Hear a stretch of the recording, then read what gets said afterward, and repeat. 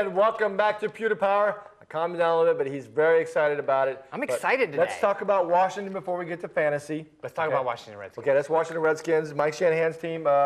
Like you said, we're not going to see a lot of the starters. From either team. I don't even know, but with Washington, I'm not sure whether we're going to see Rex Grossman or what's the other one, John Beck, okay, the quarterbacks. You know, who knows we're going to see. Probably half and half. Because they do need, both of them are going to need to play quite a bit so They're they can vying for the starting job They still right haven't now. decided who the starter is, so Right. that's going to make a big difference for them. That makes a big deal. I just don't know what we're going to do. You know, it's hard to talk about a game when we're not going to see any of the starters and what the game plan. They're not even going to game plan for this, probably. I mean, Probably not. Probably not. Well, they're not because they're going to game plan for positions. Right. And that's what they did in week 2 against the Patriots and got slaughtered. Stomped. And that's why, because they were. And this game, it doesn't really. I could care less what happens. Right. As long as everybody's healthy.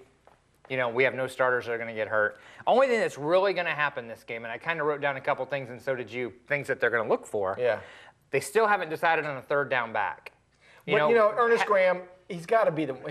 He is the starting fullback again, and Lorick is his backup. But you know, Lumpkins had a good time. Alan Bradford's a rookie. Is he going to stay on the team, or are they going to end up in the practice squad? Ernest Graham is going to be. He knows the blocking schemes. Come on. Massis Malou. He had a great end of the game last week, but doesn't matter. Cut. You were, cut. Go ahead and say he's cut. Cut. Cut. How many did you get wrong? 3. Okay. How many did I get wrong? Doesn't matter. 0. Okay. Just throwing that in there. They're going to talk about. They're going to talk about left guard. Okay. Because really, they're in trouble at left guard. They've got Ted Larson, and they've got Ted Larson. I mean, that's it. Really, then none of the other guys, they have Mark Dial, and I don't know that he's even going to make the team. Okay. So someone's going to have to be able to shift into that role, that Hardiman or one of those guys that can jump back and forth, and they've got to figure that out. All right, let's jump to defense. Cornerback. Corner. You know the corners are pretty well set, but you've got Albert Mack. Yep, Mack. And Anthony Gator. Lewis is going to play. I think nickelback. Yeah, I mean the bigger worry is who they're going to cut. Yeah. Who are they going to cut? Are they going to cut Gator or are they going to cut Mack? Because they can only keep so many. They can only keep like 5. What about safety? I mean, you got Ahmad Black, who is too. I have a feeling Black's going to end up on the practice squad. He's been hurt. I still don't know that he's 100% and can even play in this game. Right. Because he's had that boot on his leg for 2 weeks. So the injury thing probably kind of hurt him, but it didn't hurt Tampa. Because if he really isn't ready this year, maybe they can slide him on the practice squad. Nobody's going to snatch him up. He's got a year to be ready to play.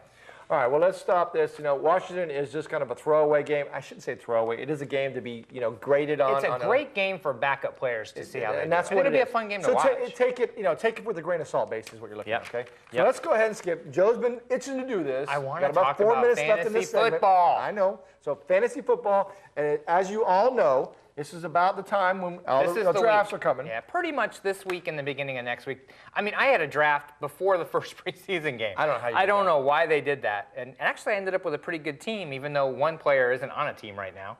So you wouldn't have known that at that point, but hopefully they'll pick up somewhere along the line. So. Okay, so on your draft, okay, it depends on what kind of league you're playing in. It's going to determine what you're looking at from a standpoint of scoring points and everything else. If it's a touchdown league, or it's a yardage league, or it's a reception league, or it's a mixture of our league is a mixture. It's a mixture of the the one whole that we're thing. playing is a mixture. So you have to really look at total points on everything too. Right. And also like some of the leagues are very basic, just going to get the regular scoring stuff. Right. And that's kind of difficult. I mean, you got to really look at it because touchdowns are a big deal. Okay. Well, and fantasy football has turned into a huge business. Yep. And this is something that's been brought up. And this week, my own personal bonehead of the week is Arian Foster. And actually, he's probably the #1 pick of the draft for fantasy football. Yeah, definitely. Running back for the Houston Texans. He did tweak his leg, though. He did tweak his leg. I saw that. I noticed those things because I have the first pick of the draft. I know, so that's I'm why concerning myself and with you that. told me I am Arian concerning Foster. myself with that. But he got mad about people emailing him and texting him about if he's ready for the season because they're going to pick him for fantasy football. Right. These players have to understand fantasy football is a business, and fantasy football brings people into games they wouldn't normally be in. Most people would care less who Arian Foster is if you don't play him for the whole year. I mean, if that team doesn't play you, you don't care who he is. I mean, but you get to learn players from teams. It doesn't have to just be you're a fan of the Pittsburgh Steelers. You're a fan of the Houston Texans. I'm a fan of Adrian Foster. I'm a fan of Michael Vick. Remember back before fantasy football, you watch a Monday night game, and you go, I don't know any of these guys. Yeah. I don't even know if I'm going to stay up. Now you stay up just to see if that guy's Because it's Monday night. It's Monday night. And you may still have players playing, and you're going, okay, is he going to score? Oh yeah, he got another point. Exactly. And your eyes are glued to the computer screen, and I'm texting the guy I know. Exactly. Oh, I just got another point. I'm going to kick your butt. You know, and that's what's so fun about fantasy football. I mean, it's camaraderie amongst the group, because normally it's a group of people you like. Yep. You get to brag. Yep. You can go drink some beers. Trash talk. And trash talk, and you can do the draft. The drafts, can be done in a different places.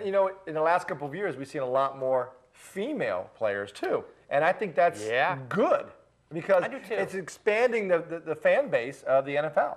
Honestly, I mean, fantasy sports in general is huge. It is, yeah. CBS Sportsline, that's one of the biggest ones out there. Yep. And they've got baseball and soccer and golf even has fantasy sports, and NASCAR has one. So I mean, they're out there because people want to be more involved than just in their team, and it brings the leagues in. The NFL loves it because they'll buy a jersey from a player that's on their fantasy team. Well, because they like them. You're right. You know, I mean, it's just there's so many things that are involved in this. Let's let the viewers out there know that on our radio show starting October 3rd. Yes.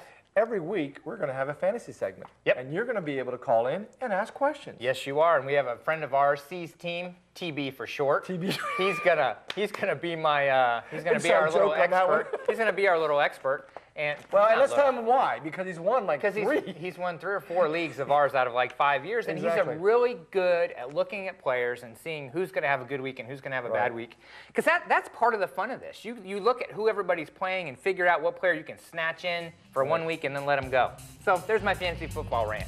No, it wasn't a rant. It's very enlightening, to be honest with you. But I mean, if you're really interested in it, go online and learn about it a little bit more and get involved in it. I mean, I've only been involved in 7 years now, 8 years. So. I've played fantasy football for 20 years almost. So. Yeah. Not me. I haven't done that way. But next segment, we're going to come with our question of the day, give you our answer from last week, and our bonehead of the week. It's a good one. It's not bad. I mean, we're getting better. Every week we're getting more and more boneheads, so we're going to see some more. It was so quiet for a while because they're all trying to be on their best behavior. That's right. Gone. We'll be right back. We'll be right back.